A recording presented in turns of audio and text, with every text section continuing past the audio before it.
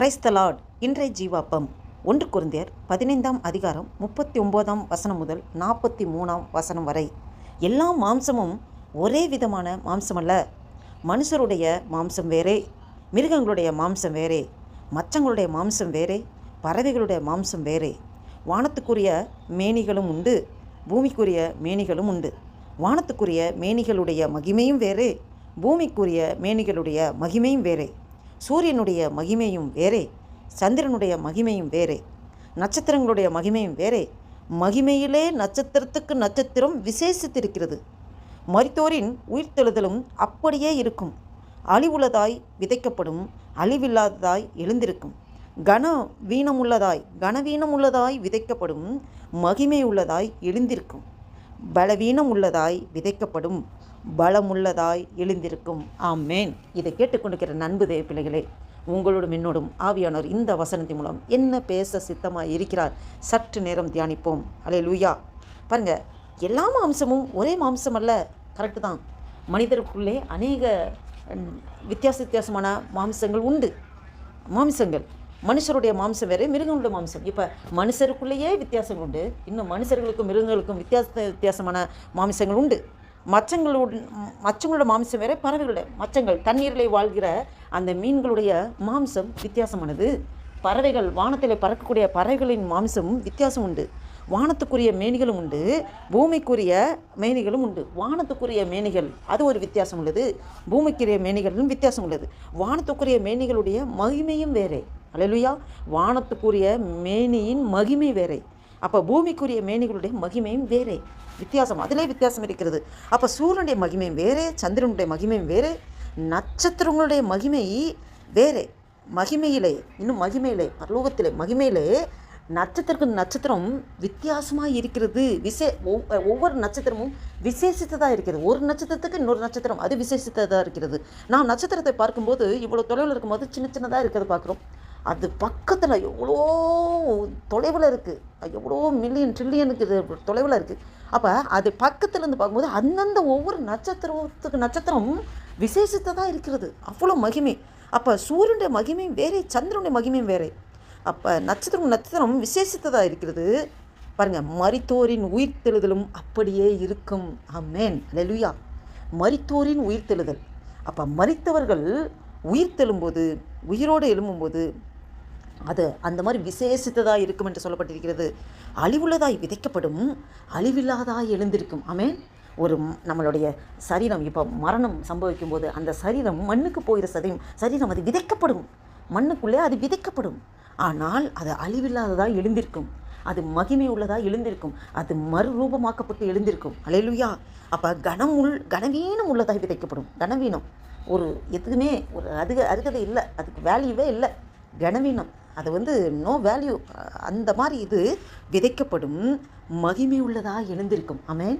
அப்போ ரொம்ப கனவீனமானது, எதுக்குமே பிரயோஜனம் இல்லாததாக விதைக்கப்படுறது மகிமை உள்ளதாக எழுந்திருக்குமாம். அப்போ பலவீனம் உள்ளதாய் விதைக்கப்படும், பலமுள்ளதாய் எழுந்திருக்கும். ஆமென். பலவீனம் உள்ளதாய் எது அது மாதிரி. இதை கேட்டுக்கொண்டிருக்கிற நண்பு தேவ பிள்ளைகளே, நாம் என்னென்னலாம் விதைக்கப்படணும்? நம்ம சரீரத்தை முழுவதுமாக, இந்த ஜென்ம சரீரம் விதைக்கப்பட வேண்டும். நம்முடைய மாமிசத்து கிரிகள் விதைக்கப்பட வேண்டும். நம்மளுடைய சுயம் சாக வேண்டும், விதைக்கப்பட வேண்டும். நாம் கிறிஸ்துவுக்குள்ளே அவரோட மகிமையிலே நாம் எழுந்திருக்க வேண்டும். நாம் ஆவிக்குரிய சரீரமாக எழும்பிருக்க வேண்டும். கிறிஸ்துவுக்குள் நாம் எழும்ப வேண்டும். நாம் புது சிருஷ்டியாக நாம் எழும்ப வேண்டும்.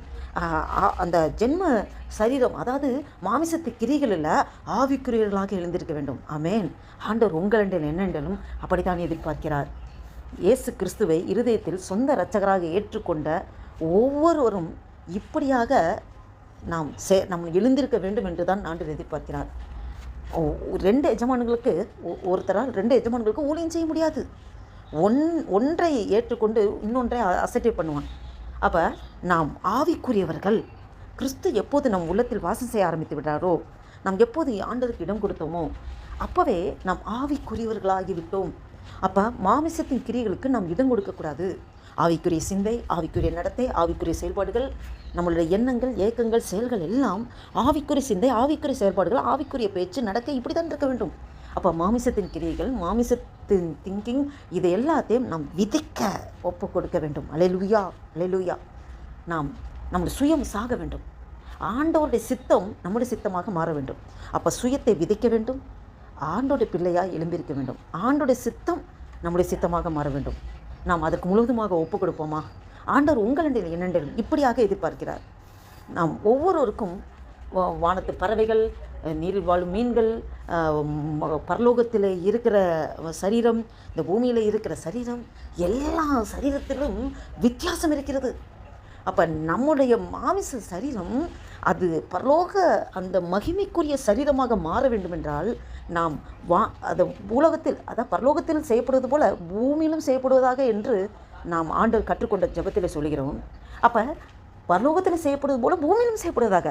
அப்போ பரலோகத்திலே நாம் மகிமையின் சரீரத்திலே ஆண்டவரோடு எப்போதுமே ஆண்டவரை துதித்து ஆராதித்து அவரை தொழுது கொண்டு அப்படி நாம் இருக்கிறோம் என்றால், இந்த பூமியிலையும் அந்த பரலோகத்தில் இருக்கிற அந்த மகிமையின் சரீரம் இந்த பூமியிலே நாம் செயல்படுவதற்கு நாம் முற்றிலுமாக ஆவிக்குரியவர்களாக, ஆவிக்குரிய சிந்தை, ஆவிக்குரிய செயல்பாடு, ஆவிக்குரிய நடத்தையோடு நாம் செயல்படுவோம் என்றால், அந்த பரலோகத்தில் இருக்கிற மகிமையின் சரீரம் இந்த பூமியிலேயும் நமக்கு இருக்கும்படியாக நமக்குள் இருக்கிற கிறிஸ்துவே, நமக்குள் இருக்கிற ஆவியானவரே நம்மளை நடத்த வல்லவராக இருக்கிறார். அதற்கு முழுவதுமாக ஆண்டவருக்காக நாம் அர்ப்பணிப்போமா?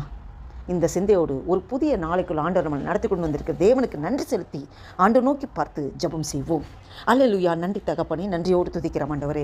துதிகளின் மத்தியில் வாசம் செய்கிற தேவனே, நன்றியோடு துதிக்கிறோம் ஆண்டவரே. மகிமையின் தேவனையும் துதிக்கிறோம், கிருபையின் தேவனையும் துதிக்கிறோம் ஆண்டவரே. இந்த 2026 வருஷத்தின் ஆண்டவரே அபாஸ்தோத்திர 12ஆம் தேதி ஆண்டவரே 4வது மாதமாக ஏப்ரல் மாதத்தை காண கிருபை செய்த தேவனே, உமக்கு கொடான கொடி ஸ்தோத்திரம் ஐயா. நன்றி தகப்பனே, நன்றி தகப்பனே. வாசித்த வேத வசனத்தின் மூலம் எங்களோடு நீர் இடைப்பட்டு கொண்டிருக்கிறீர். நன்றி தகப்பனே. ஆண்டவரே, எங்களுக்கு ஒவ்வொரு நாளும் ஜீவன், சுகம், பலன், ஆரோக்கியத்தை தந்து அற்புதமாக அதிசயமாய் நடத்தி கொண்டிருக்கிற ஆண்டவரே, ஒவ்வொரு நாளும் இயேசப்பா அப்பா கிறிஸ்துவை போலவே எங்களை மாற்றுவதற்கு அனுதினமும் ஆவியானவரே எங்களுக்குள்ளே இருந்து நீங்கள் கிரியை நடப்பித்துக் கொண்டிருக்கிற ஆண்டவரே, எங்களை முழுவதுமாக நாங்கள் அதற்கு ஒப்புக் கொடுக்குறோம் ஐயா. ஆண்டவரே, எங்கள் சுயம் சாக வேண்டும், எங்கள் மாமிசத்து கிரிகள் அழிய வேண்டும், எல்லாம் ஆண்டவரே விதைக்கப்பட வேண்டும் ஆண்டவரே. அப்பா மண்ணில் அல்லேலூயா, அந்த பூமியிலே ஆண்டவரே, இந்த பூலோகத்தில் முழுவதுமாக விதைக்கப்பட வேண்டும் ஆண்டவரே. மகிமைக்குரிய சரீரமாக, ஆவிக்குரிய சரீரமாக ஆண்டவரே அப்பா ஸ்துதி தரதவா உமக்கு உகந்த பாத்திரமாக ஆண்டவரே அப்பா எங்களுடைய சரீரத்தை, சிந்தைகளை, செயல்பாடுகளை எல்லாத்தையும் நீர் முற்றிலுமாக மாற்றுகிற கிருபைக்காய் ஸ்தோத்திரம். எங்களை முழுவதுமாக தாழ்த்தி ஒப்பு கொடுக்குறோம், அர்ப்பணிக்கிறோம். இந்த வீடியோவை கேட்டுக்கொண்டிருக்க, பார்த்து கொண்டிருக்க ஒவ்வொருவரையும் எஸ்அப்பா நீங்கள் ஆசீர்வதிக்க கிருபைக்காய் ஸ்தோத்திரம். ஒவ்வொருக்கும் நல்ல சரீர பலன் ஆரோக்கியத்தை நடத்துங்க. ஒவ்வொரு குடும்பத்தையும் ஆசீர்வதிங்க ஆண்டவரே. எங்கள் வேலை ஸ்தானத்தை ஆசீர்வதிங்க. நாங்கள் கைட்டுச்சுக்கிற எல்லா வேலையும் நம்முடைய கரம் கூட இருந்து நடத்துகிற கிருபைக்காய் ஸ்தோத்திரம். நீர் அப்படியே செய்கிறதுக்காக நன்றி செலுத்துகிறோம். எங்களே முற்றிலுமாக தாழ்த்தி ஒப்பு கொடுக்குறோம், அர்ப்பணிக்கிறோம். உடைய நாமம் ஒன்றே மகிமைப்பாட்டும். ஆசீர்வதிங்க. இயேசு கிறிஸ்துவின் நாமத்தினாலே ஜெபிக்கிறோம் ஜீவனுள்ள எங்கள் நல்ல பிதாவே. ஆமேன், ஆமேன்.